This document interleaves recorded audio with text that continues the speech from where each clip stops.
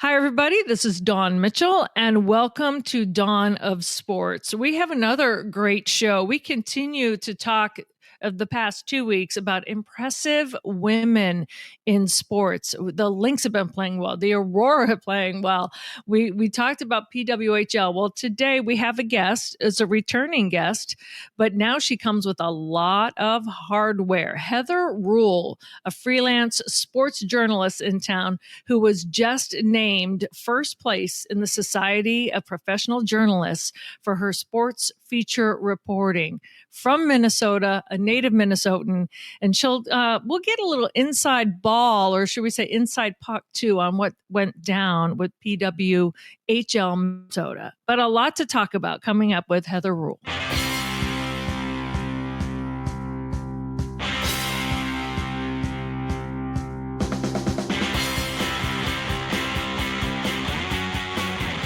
Today's guest on Dawn of Sports will be Heather Rule, award-winning journalist, friend of both of ours. Fun talking to her. We already recorded, so I know it's a good interview that Dawn did with her. But let's start off Dawn of Sports here today with the Minnesota Lynx. Now, we're recording on Tuesday morning. They're going to play a big game, the Commissioner's Cup final on Tuesday night, so actually we can't discuss the specifics of that game. But the fact, Dawn, that the Minnesota Lynx in this season where they entered with nationally very low expectations. They look like a middle-of-the-pack team at best. The fact that they're in the Commissioner's Cup championship with this roster is, again, this is second episode in a row we're praising Cheryl Reeve, but she's earned it. She and Nafisa Collier have positioned this team to contend for a championship in a year where nobody would have expected that. And they're playing great basketball. You know, it's not like flukes that they're like pulling games out at the last minute. It's how they're winning, Jim. That's really impressive to me. Yes, when they're facing the Liberty tonight, who are 15-3, but the Lynx are 13-3. So on par with that, and just you can start from looking at how Kayla McBride has been picking up her game. Nafisa Collier, she's just a champion anyway. Alana Smith, you just go down the line of just how the individuals are playing, but how they're playing. And it's almost like they've taken a page out of the Timberwolves handbook when it comes to their defense. Their defense this year has been spectacular, which of course ignites the offense. But when you talk about, like you just did, a group of women that maybe weren't expected to come together so fast, and then defense being the basis of it, there's so many reasons to just applaud what Cheryl Reeve and the coaching staff has done. Yeah, and she does have a great staff. Obviously Katie Smith should be a head coach in the league, probably will be after this year's performance by this team. Rebecca Brunson, who should be in the Hall of Fame. They have a great staff. And it's really remarkable. Again, there's only one star on this team. Now, McBride is playing her way toward that level, but she has not been in general during her career an all-star type player. She's been a nice complementary player. She's emerging as more of a star now this year. But for a team that isn't just star-packed like so many WNBA teams, that hasn't had high draft choices, like Caitlin Clark coming in to transform things, for them to be number one in three-point shooting, number one in defensive efficiency, number one in assists, it just shows you that the style of play has mattered more than name recognition. Absolutely. And then you talk about draft picks. We've yet to see Diamond Miller really do anything. She's still out with her knee injury. So in spite of the fact that, they don't even have youth coming in to really help them, it's just spectacular. And we talk about Fee all the time, but when you're averaging over 20 points a game over the last 10 games, and she doesn't look like she's slowing down. At one game last week, she had 8 steals. That's just a whole different gear that Nafisa Collier is playing at, and she's bringing the rest of the team with her. I know we always say rising tide lifts all boats, but when you see a tangible evidence of it, and it's not like she's exhausted at the end of these games that she spent and she's carried this team. That's not how it is. She's playing phenomenal basketball, but she's lifting the rest of everyone else, and they're playing synergistically right along with her. It's just like, wow, this is fun to watch. Yeah, no doubt about it. So as we always say, this is not just a women's sports show. We've had everybody from Mike Tirico to Jim Cott to to Vikings players on. But this is just a big week for women's sports. The way the Lynx are playing, the way the Aurora's playing, they're 11-0-1 now. The gymnastics trials at Target Center, which will be very well attended. I know my wife bought every session to go over there and watch them. I'll be covering them as well. There's another event going on that you wanted to highlight today, Dawn. Yeah, I really do. Starting on Thursday over at the U, it's the Paralympic swim trials. So it's the finals and a lot of the race to determine who's going to go to Paris. And we have Mallory Wegman, who, if you have not had a chance to see her documentary, it's called Watershed. They had it at the one of the film weekends, and I went out to see it downtown, and it was amazing. So just her as a person, if you don't know her story, local Minnesotan, she was a high school swimmer. Her back was hurting, so she was getting those shots in the back. A lot of people say, "Oh yeah, just go get a cortisone shot." Well, you get them in your spine. Well, it paralyzed her. So rather than living a life of blaming and this happened to me and, I was fine walking in for the shot and I was paralyzed coming out, she has built this incredible life where she has set Paralympic records left and right, has won multiple gold Paralympic medals, silver, bronze, you name it. But she not only has been married to Jay Schneider, who's amazing. They have a beautiful baby girl. And so now it's almost like when we talk about the Lynx players, these women are spectacular. They go off, they have a child, they come back, and they're like Nafisa Collier playing amazing. That is Mallory Wegman doing it after all the challenges that she has had to go through. And it wasn't just being paralyzed because of the shot. Then later on, after she even won some, she fell in a shower and injured her shoulder. And if you're a swimmer, you know how bad that is. So she's just come through all of these hurdles. So to now be on the cusp of going back and going to Paris for another Paralympics is just truly amazing. I am in awe of her. So if you have a chance, it's Thursday through Saturday over at the U. Some of the best swimmers you'll ever see in your life. It's truly tremendous. That's fantastic.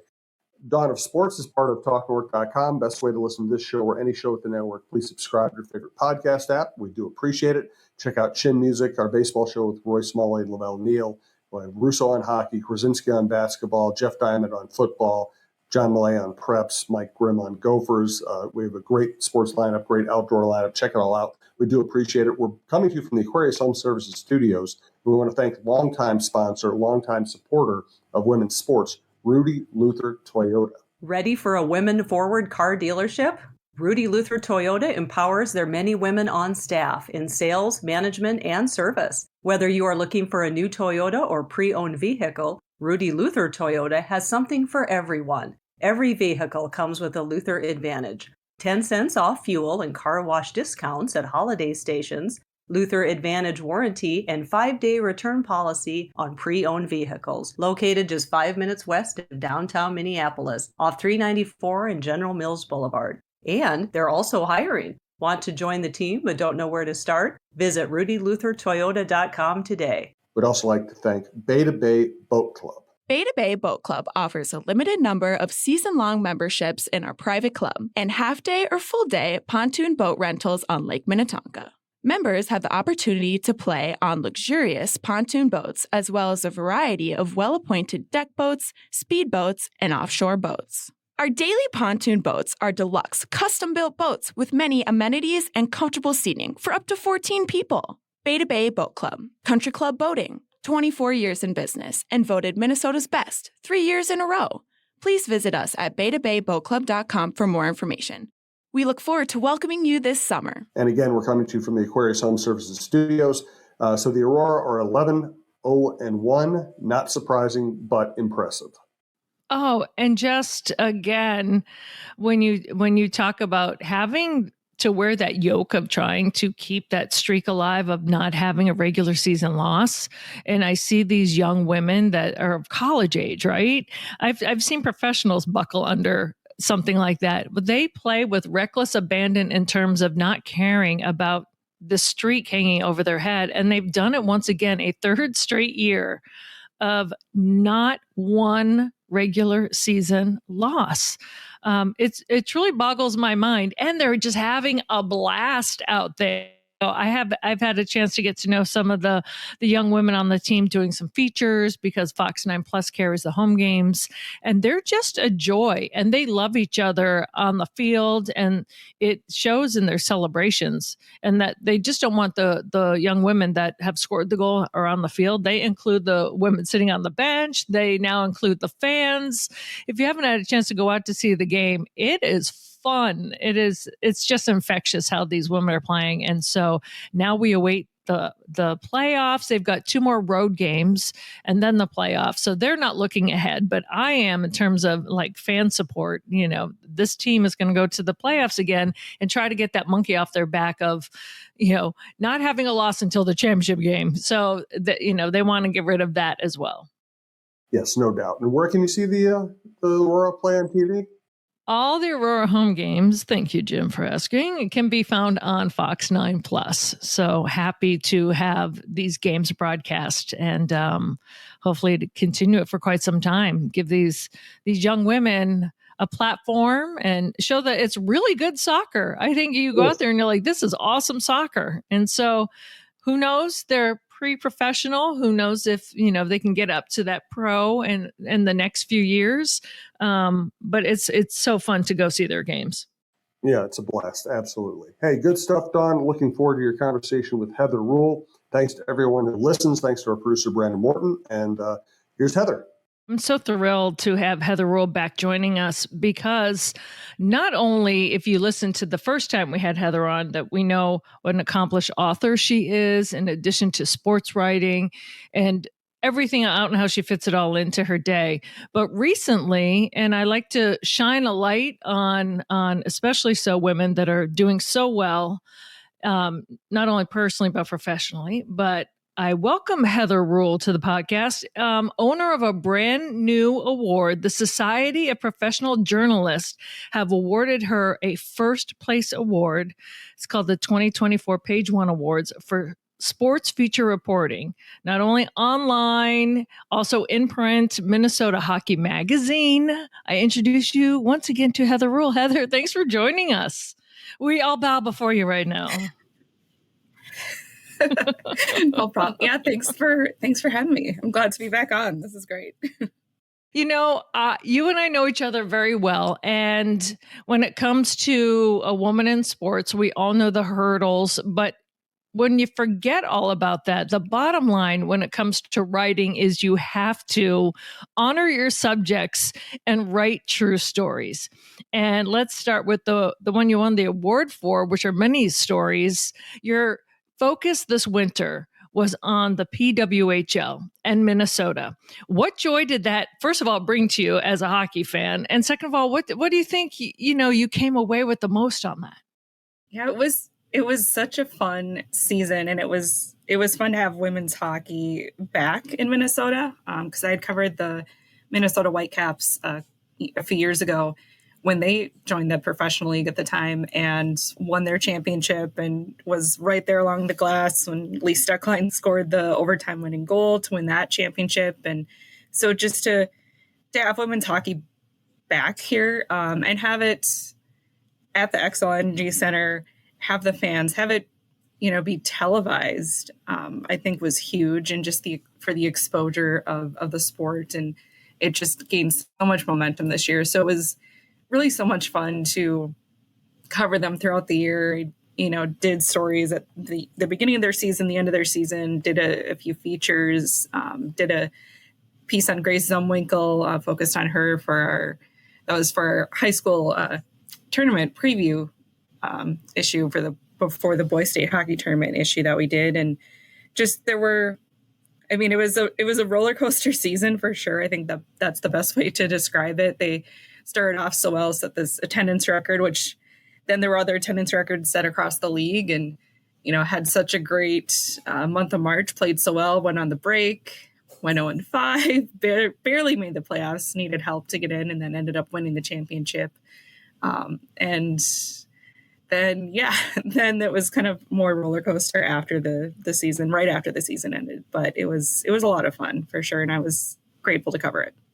Before we get back to that, I just want to touch on you did do the high school, and every time I looked, I felt like you were living at the XL Energy Center, whether it was the girls' tournament or the boys' tournament, the PWHL. You were there for a couple wild games. I'm like, oh my goodness, does she have a cot somewhere in the corner? That's a misconception really that all you were doing was that, right? I mean, you were living and breathing hockey. You really should have a cot there. Yes. Yeah, I should have. It was a lot of trips down to the X for sure between the hockey tournaments, PWHL, Wild. There was February and March, and then the Frozen Four too, and the goodness, I totally forgot about that. There. So yeah, I think I was there like, I don't know, 6 out of 8 weekends or something like that. Weird between like February, March, and April. So yeah, lot of hockey down there this winter. Yeah. Now, it's the elephant in the room. So when we talk about PWHL, we have to talk about that they won. What an amazing, it was hard fought. There was a losing stretch in the middle. Like you said, there's a lot of hurdles to overcome. They ended up winning the inaugural Walter Cup. And then kind of how the team disintegrated and fell out, like not even a week later. How heartbreaking, because you have to remain unbiased, but how heartbreaking is it for someone like you that, like, I also covered them when they were the Whitecaps in the first iteration, and we've seen these women go from high school to college, a lot of the local ones, and ride this wave. How did it feel for you to see everything go down with how they let go of Natalie Darwitz and how it just came on the heels of such a great championship? You wrote a beautiful article about it at the draft, about how some of the fans voiced their opinions. How was that for you? Yeah, the draft was a really weird experience. I guess I would say it felt odd being there in some ways. And going into it, I wasn't sure, what kind of piece I was going to write. I wasn't going to write something kind of getting into the X's and O's of the draft and all that. I wanted to see if something developed. And then, with the Natalie Darwitz news, and when that broke, I think it was the Thursday before the draft, I saw it come across Twitter and was just shocked that, Natalie Darwitz is out as GM. And this was, like a week after they won their championship. And I've always had great interactions with Natalie. She's always been, very good to me personally, very good to the media. We had the end of season media availability with, a bunch of the players, and Natalie again, made sure she's always, thanked the media for their coverage, because, and I don't say that as like, oh, of course, she's thanking the media. I think she recognized the importance of it too, and how it helps it's another piece that helps the sport with the exposure, and anything like that can help the sport. And so that part was really strange. It was shocking, really, to see that news. And, some of my other media counterparts, I think, were in the same boat too. And we're just kind of shocked by that. And then the way it was handled by the league. Essentially at the draft, they pretty much ignored it. They brought it up, I think, one time. There were, they had 2 hosts there for the broadcast of the draft, and they mentioned it once, that, kind of the official line was, oh, Natalie Darwitz and the league have parted ways. And that was booed by fans who were there at the draft in the crowd. Fans booed Coach Ken Klee when he went up on stage to announce their first draft pick. There were a couple times, I think I heard one fan say because they were going to announce a pick, and they said, well, we picked Natalie Darwitz back as our GM. And there were 2 fans in particular. Yeah, I thought that was pretty clever. Good. There were 2 fans in particular. Yeah, definitely. And these fans with their couple of signs, they, bring back Natalie or bring back Darwitz.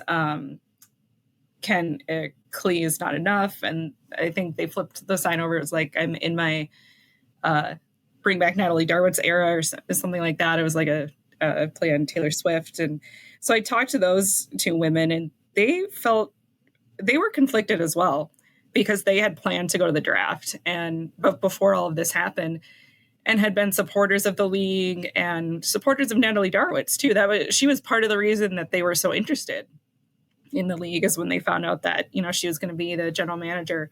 So, they're not sure what to make of anything. And they're, should we renew our season tickets? They're thinking, and I've heard this from other people too about the league, like, well, do they want to move the team somewhere? Like what, because nothing much was said about this at all. And what happened, there just hasn't been anything about that. But yeah, these two women were very, very passionate, great to talk to for the story that I did. And the one quote that she said, the optics of this are horrid. And she repeated that, they're horrid. And and she said that we're not alone in this. We brought the signs, but there's other people that feel the same way that we do.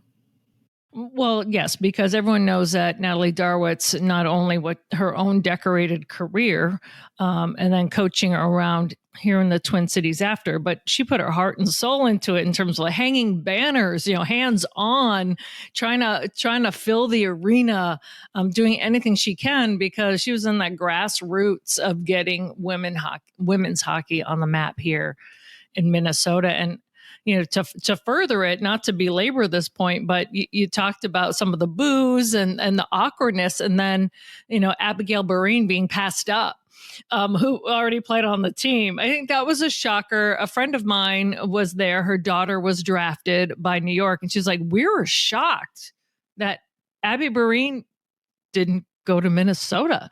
So, people in the know are really confused about what is going on here in Minnesota. Yeah, that was the crazy thing too, is that, draft night happened, and it wasn't just the Darwitt news anymore. There was other things that happened that were kind of head scratchers too. Minnesota did not draft any native Minnesotans either, which, the current roster this year had plenty of Minnesota players, being the state of hockey. And yeah, Abby Barine, she went 2 picks after Minnesota had their pick, and I think it was maybe the 3rd round. But yeah, that was she was a reserve player this year. She did really, really well for them. I think like 5 points in 9 games regular season, and, seemed to be a key contributor. And for her to not be taken, she was in pharmacy school here in Minnesota. And I think that was, kind of part of it. She wanted to stay here and, play. And but then she was taken, I think, Montreal a couple of picks later. So that was strange. There was some controversy. Minnesota chose Britta Curl from University of Wisconsin. She's had some controversy with her social media and the things she's, posted and liked on there.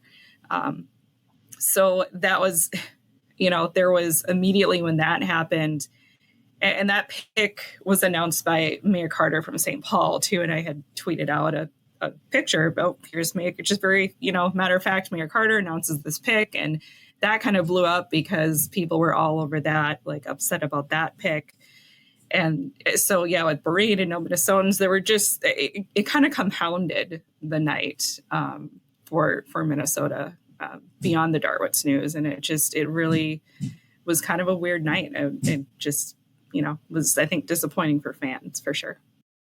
Well, you hit the nail on the head and called it a head scratcher.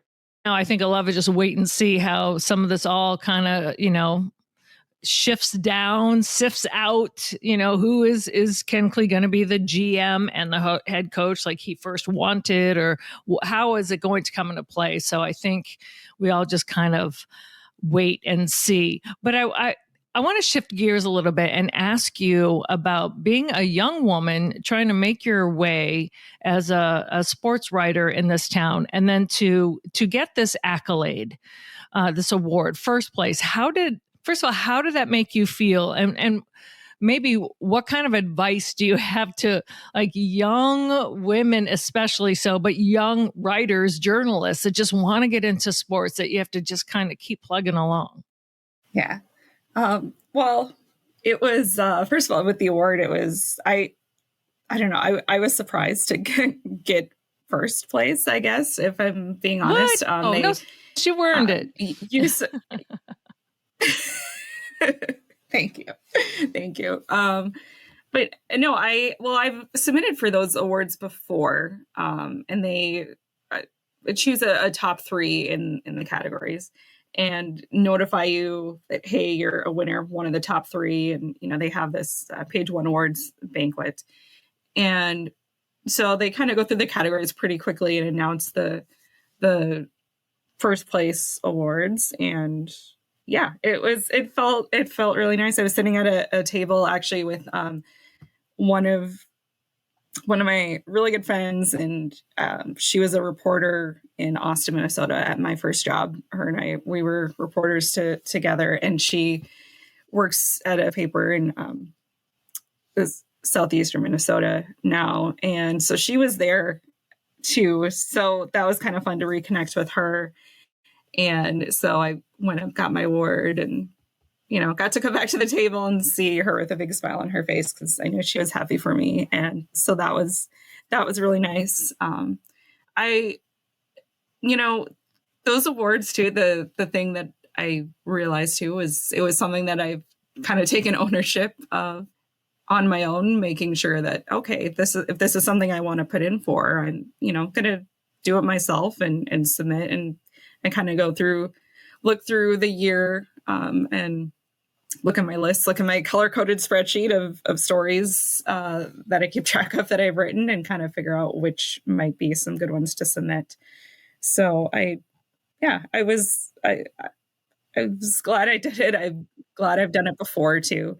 And it's just, it's nice to, I think I posted this on one of my socials. It's not expected, but it's appreciated. It's nice to get the recognition. It makes you feel like you're, in the right spot, and, and doing good work. You have to have a passion for this job. Yes. Yeah. And you have to have a passion for this job. It takes a lot. It takes a lot of time and effort and work. And especially with freelancing, where you're just kind of always hustling and always trying to, make sure you have all these different irons in the fire with different outlets to make sure you're getting work. And you never know. You asked about advice too. I mean, you never know what's going to lead to something else, and what might, it could be something as small as sharing something on social media, or interacting with someone else's post, or complimenting them on their work. I mean, you never know, that could lead to, hey, I want to talk to you on this podcast, or I want to, let's talk further. I really like your stuff. I want, I'm looking for a writer for this. I covered the state baseball championships over the weekend. That was, a new outlet I hadn't written for before, but, I'd been around the beats and had a connection. And so it's definitely, I probably talked about this the first time too. It's networking is huge. It's all about, the connections, because you never know what's going to lead to something later down the road, even if there's not something immediately. So it's, just networking and just keep hustling and have the passion for it, because I think that's, I don't know, all roads kind of lead back to the same place then, if you really like what you're doing. Oh, absolutely. And I want to maybe end on this topic, and this might shock people. And this is one thing many things I love about your passion for sports is you love IndyCar. You love IndyCar. It is a passion. How did that come about? Yes, IndyCar racing. So that He's I pretty much been when around. I'm calling you out. Like sweet Heather Rule. She loves that IndyCar.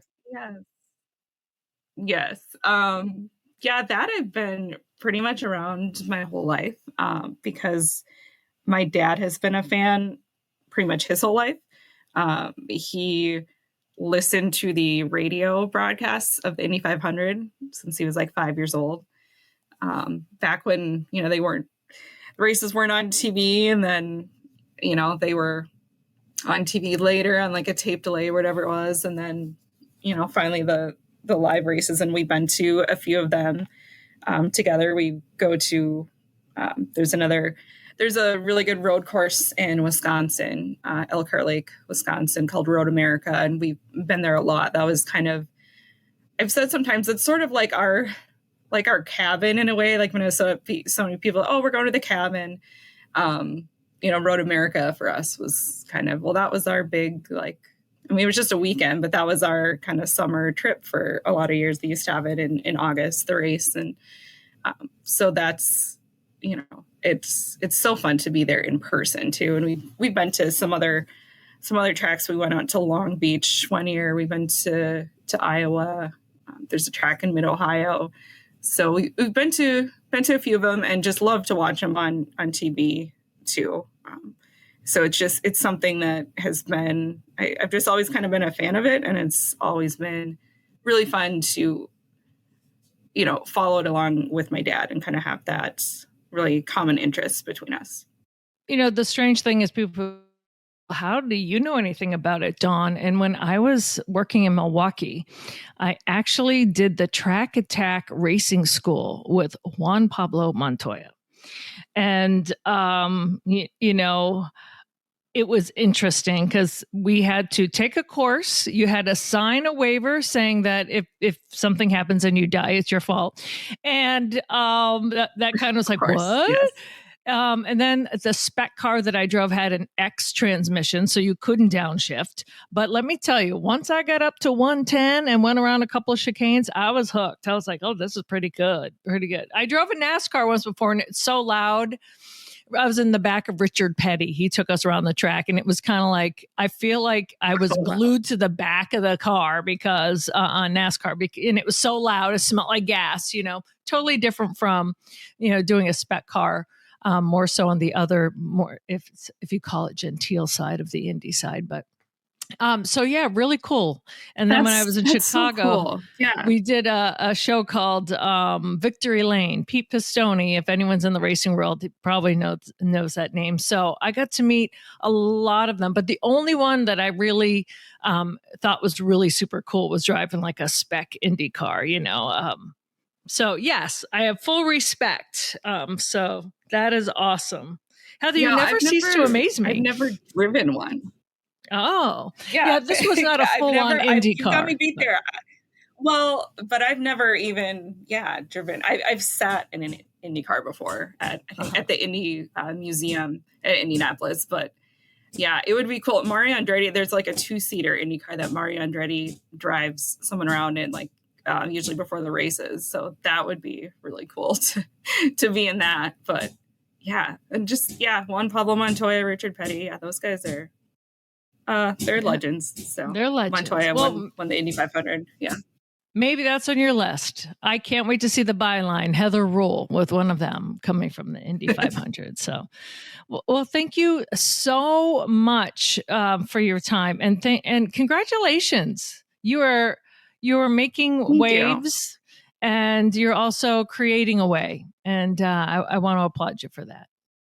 Thank you so much. And I appreciate you so much. I've told you so many times too, but all the work that you're doing with your podcast and your unscripted show, just showcasing so many athletes and women and people in the business, and just talking about our business and just kind of, the ins and outs and everything, and just the way you celebrate women and highlight women. It's really special. And I hope you're proud of the work that you're doing, because I'm really proud that, we're friends, and just everything that you're doing. It's great. And I hope you keep it up, because you're amazing. Oh, Heather, thank you so much. Well, thank you for coming on, everyone. If you want to follow Ennifer's stories, she is the brand new first place winner for the Society of Professional Journalists, or since I've been watching Bridgerton, the High Royal Society of Professional Journalists, gentle readers.